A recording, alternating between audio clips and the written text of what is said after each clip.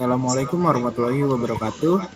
Izin memperkenalkan diri, kami dari kelompok 14 yang beranggotakan Selvi Irawan, Novel Mahfud, Danir Barabani, Narada Putra Wungsu, dan Emraihan Habibi.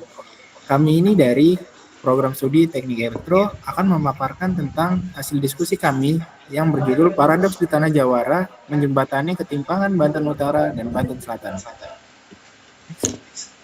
Pertama ada pertanyaan, mengapa kawasan Banten Utara yang memiliki ribuan pabrik industri besar justru menyumbang angka pengangguran yang tinggi bagi masyarakat lokalnya?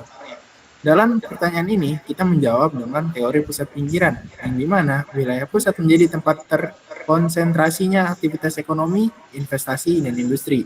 Di Banten Utara berkembang sebagai pusat industri, sementara wilayah lain menjadi wilayah pinggiran. Nah, namun dengan berkembangnya industri, tidak selalu meningkatkan kesejahteraan masyarakat lokalnya. Karena banyak perusahaan merekrut tenaga kerja dari luar daerah yang lebih sesuai dengan kebutuhan industri. Hal ini diperkuat dengan data dari BPS Kota Cilegon pada tahun 2024, angka pengangguran senilai 6,08%, meningkat pada 2025 senilai 7,41%. Selain itu, akan lebih lanjut di slide berikutnya.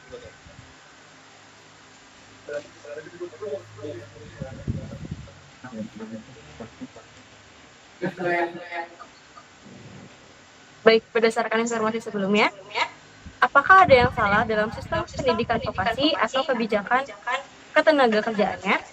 Nah, berdasarkan kurikulum pendidikan vokasi sebelum itu belum sepenuhnya sesuai dengan kebutuhan industri. Kemudian, kerjasama antara sekolah vokasi dan dunia industri masih terbatas.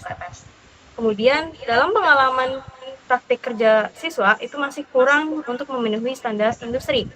Karena biasanya dalam praktik kerja dalam siswa tersebut itu tidak selalu bekerja dalam bidang-bidang yang ditujukan untuk industri.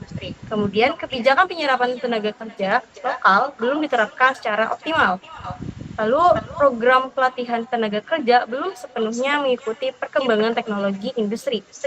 Namun, di sini pemerintah telah melakukan upaya meningkatkan keterampilan masyarakat lokal dengan menjalin kerjasama dengan BPPT.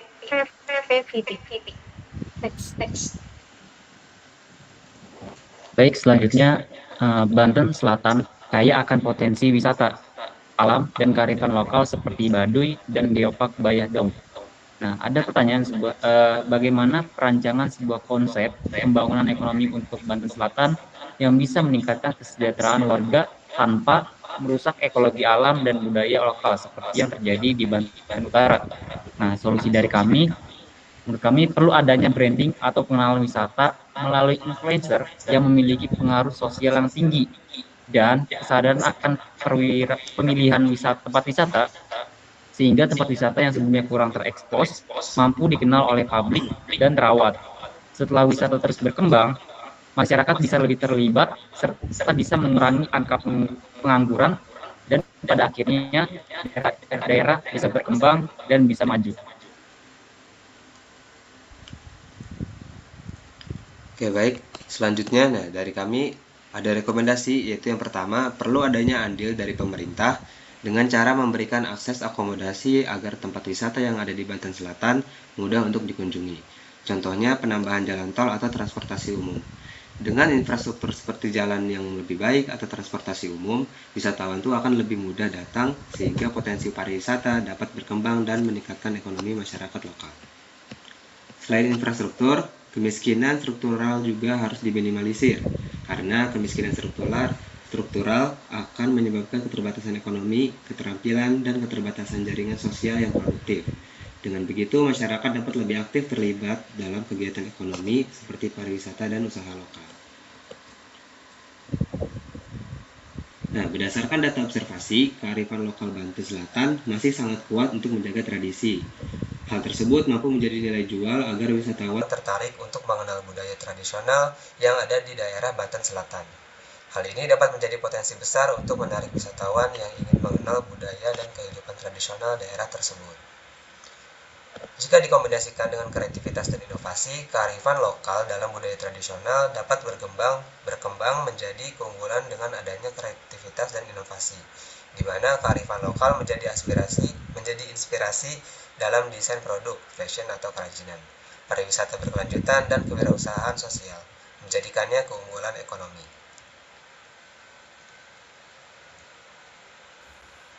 Selanjutnya ada aksi dari nyata mahasiswanya, yaitu program Jawara Digital Bridge.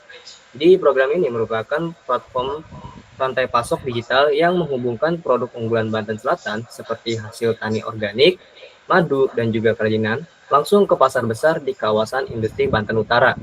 Dalam program ini, mahasiswa berperan sebagai fasilitator yang melakukan standarisasi kualitas produk dan pendampingan pemasaran digital bagi warga di Lebak dan Pandeglang. Dengan menyuplai kebutuhan pangan ke kantin-kantin pabrik atau koperasi karyawan di Tangerang dan Cilegon tanpa melalui tengkulak, masyarakat selatan mendapatkan keuntungan maksimal tanpa harus mengubah lahan mereka menjadi industri. Inisiatif ini menciptakan simbiosis ekonomi di mana warga selatan berdaya secara finansial sambil tetap menjaga kearifan lokal, sementara warga utara mendapatkan akses pangan sehat dan juga berkualitas.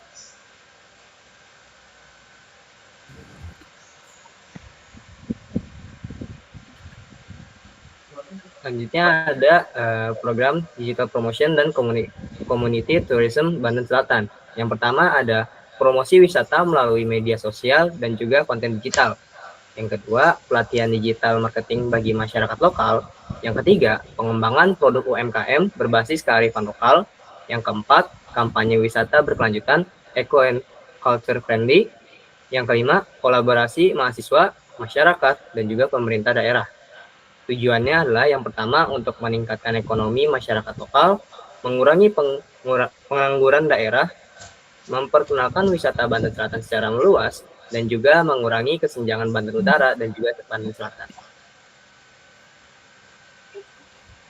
Mungkin cukup dari kami. Ini merupakan sumber yang kami gunakan, yaitu ada dari Cilegon Kota atau BPS. Selanjutnya ada Fakta Banten dan ada Radar Banten. Lanjut ada Jurnal Insan Pendidikan dan Sosial Humaniora. Itu mungkin dari sumber kami. Selanjutnya ada harapan dari kami, yaitu keadilan mungkin tak datang secepat yang kita mau, tapi langkah kecil kita hari ini bisa menjadi awal perubahan besar. Semoga inovasi atau ide-ide yang kami tuangkan pada hasil diskusi kami bisa diterapkan pada dunia nyata dan bisa memberikan dampak positif bagi masyarakatnya.